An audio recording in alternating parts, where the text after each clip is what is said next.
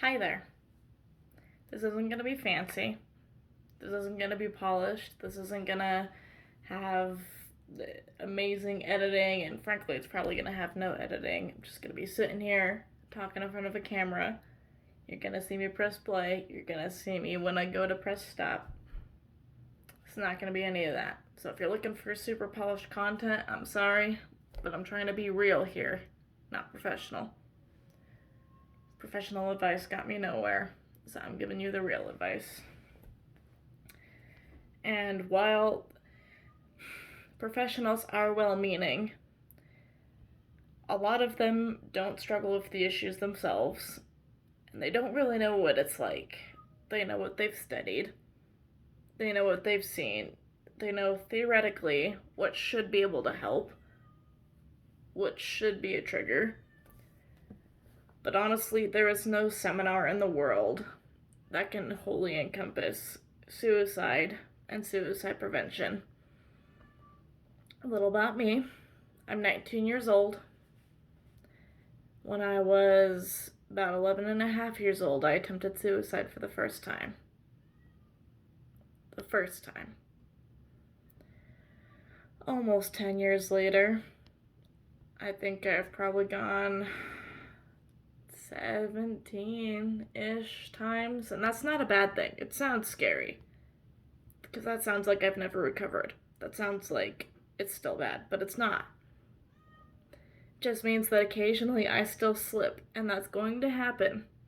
If you know someone who struggles with chronic suicidal thoughts, you need to buckle in and be prepared for that. It will not magically go away. It will get better. It will get easier.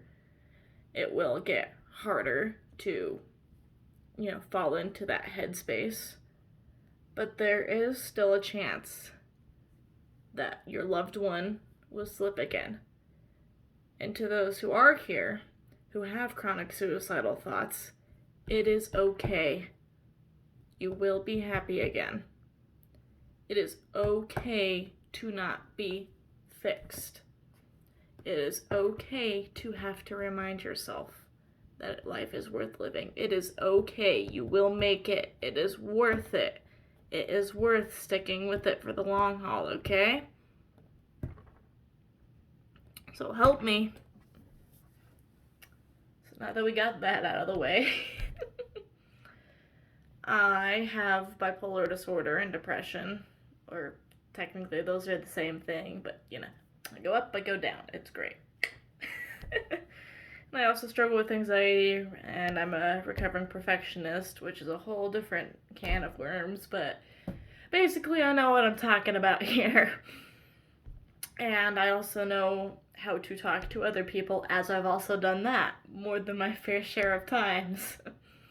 More than I would like to have had to. As I said, it is tough. No one person is the same, but there are a few general rules. So that is what I'll be talking about on this channel, and this series, and this, whatever you want to call it, training. Yeah. So there's my qualifications. And give me just 1 second. I think my cat is... my cat's trying to get out. Give me 1 second. Alright, I'm back. As I said, this won't be super polished. This isn't gonna be some, I'm not gonna be wearing a suit or anything. This is just me being real, having a chat with you guys. So, what this channel will be talking about, what this series of videos, or whatever you want to call it, will be talking about is, number one, how to prevent suicide, because that's the whole reason y'all are here, and I'm aware. What triggers to look for, because I have yet to see a seminar that actually properly goes over what the triggers are, what to look for, and how to figure out an individual person's triggers.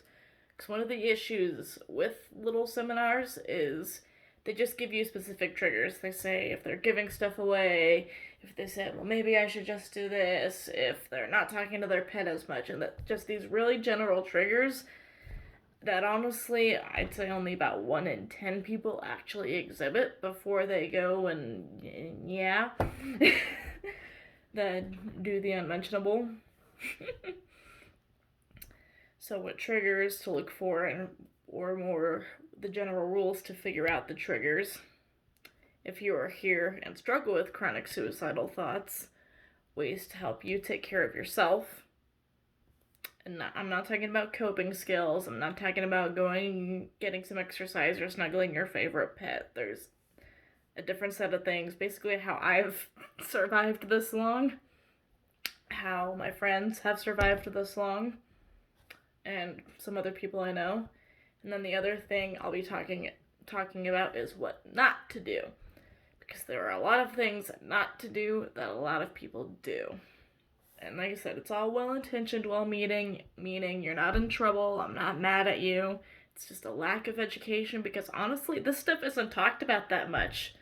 I mean, when's the last time you asked someone why they attempted suicide, or why they're depressed? Never, right? Or rarely, or maybe a couple of months ago if for whatever reason you felt like it. And that's okay. It's not something we generally want to talk about. We generally want to focus on the living. But it also means that all of you people who are just going on and living your lives have no idea what to say, what not to say. So you're not in trouble. You're here to learn. Alright? Alright.